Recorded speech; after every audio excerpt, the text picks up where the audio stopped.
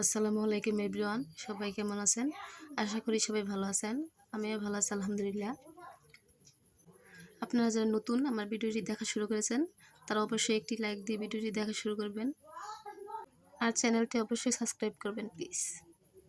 আজকে দুপুরে এসেছি ডাটা তোলার জন্য। ডাটাগুলো একদম নতুন, এখনো বড়ই হয়নি ভালোভাবে। আমাদের গ্রামের একটা সুবিধা আছে, আমরা সব কিছু টাটকা খেতে পারি একদম। আর ওরকম কোনো সার, বিষ, ফরমালিন এরকম কোনো নেই, ঝামেলা নেই। তো ডাটাগুলো একদম সফট, অনেক সুন্দর দেখা যাচ্ছিল। ক্যামেরায় কতটুকু বোঝা যাচ্ছে জানি না। আর আমার মানুষ নেই ওরকমভাবে ভিডিও করে দেওয়ার, সেই জন্য একটু ক্যামেরা নড়ে আর কি। আপনারা এটাকে মানিয়ে নেবেন, ক্ষমা সুন্দর দৃষ্টিতে দেখবেন। এরকম ভেঙেই যাচ্ছে তুলতে তুলতে, এত নরম এগুলো। আমার সবগুলো ডাটা তোলা হয়ে গেছে। ভাবলাম মরিচও তুলে নিয়ে যাই, টাটকা টাটকা মরিচ, টাটকা টাটকা ডাটা দিয়ে খাবো। সব কিছুই সতেজ আজকের রেসিপিতে। মরিচগুলো তোলার সময় আমার এত ভালো লাগছিল, বলে বোঝানো যাবে না, এত সুন্দর। আমাদের এদিকে অনেক সুন্দর সুন্দর প্লেস আছে, কিন্তু আমার একটা ক্যামেরাম্যানের অভাবে ওইভাবে ভিডিওগুলো ফুটিয়ে তুলতে পারি না। আপনারা সবাই বেশি বেশি সাবস্ক্রাইব করুন আর আমাকে এই পূরণ করে দিন। ইউটিউবে যে ক্রাইটেরিয়াগুলো থাকে ওগুলো তাড়াতাড়ি পূরণ করে দিন আপনারা সবাই প্লিজ, যাতে একজন ভালো ক্যামেরাম্যান নিতে পারি। এই মরিচগুলো একদম টাটকা, দেখেন কি সুন্দর। আমার হাত কেন এরকম উঠে বুঝি না, লাল কেন উঠতেছে।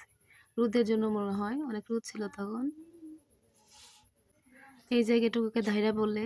এখানে বছরের 7 থেকে 8 মাস সবজি চাষ হয় আর 3 থেকে 4 মাস পানির নিচে ডুবে থাকে।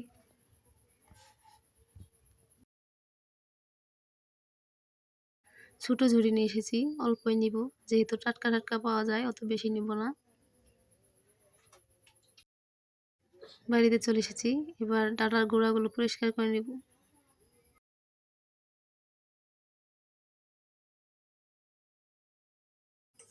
দেখেন অনেকগুলো ডাটার গোড়া ভেঙে গেছে, মাঝে মাঝে ভেঙে গেছে। এগুলো সব নরম হওয়ার জন্য, এত বেশি নরম এগুলো। তো আমি সবগুলো ডাটার গোড়া কেটে নিয়েছি।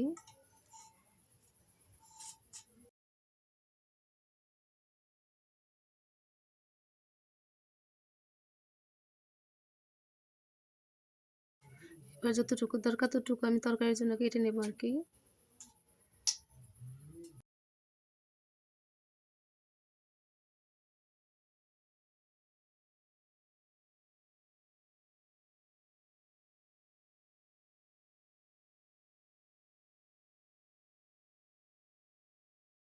হয়ে গেছে, আমি এতটুকুই নিব, বাদ বাকি যা আছে সব কেটে ফ্রিজে রেখে দিব। আর আমি পাতা ফেলবো না, পাতাগুলো শাক হিসাবে নিয়ে নেব কেটে। এগুলো খেতে সফট নরম হয়। তো আমার কাটাকুটি শেষ, এবারে আমি মাছ কেটে নেব। তো আমি বললাম ডাটাগুলো দিয়ে এরকম ছোটো মাছগুলো বেশি স্বাদ লাগবে, ওই জন্য কিনে এসেছি আর কি। এবার মাছগুলো কেটে নেব।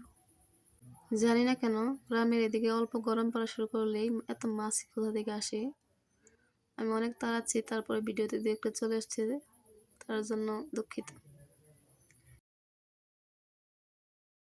মাছ কাটা তো হয়ে গেছে, এবার লবণ দিয়ে আর একটু ভালোভাবে ধুয়ে নিব আমি।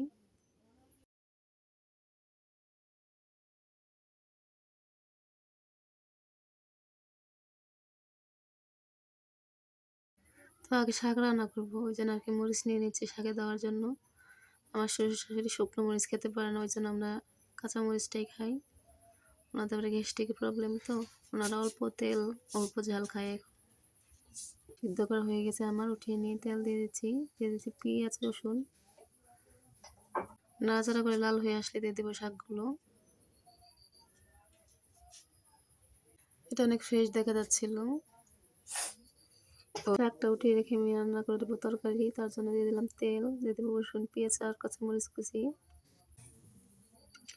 আমি নতুন ইউটিউবার, তো ওই জন্য আর কি আমার মুখে একটু জড়তা আর কি, ভালোভাবে ঘুরে আসতে চায় না।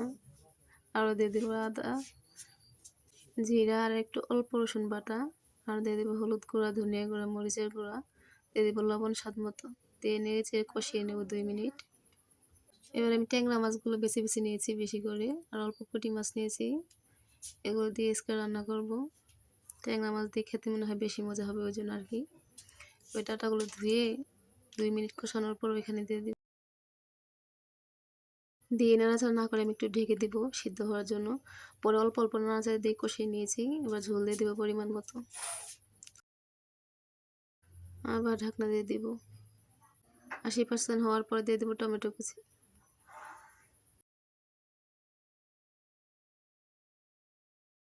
হয়ে গেছে, নামিয়ে নিব। যে দেখেন আমার ডাঁটার তরকারি আর ডাঁটার শাক কেমন হয়েছে অবশ্যই আপনারা জানাবেন। ভিডিওটি দেখার জন্য আপনাদের সবাইকে অনেক ধন্যবাদ। আপনারা অবশ্যই একটি লাইক আর চ্যানেলটি সাবস্ক্রাইব করবেন।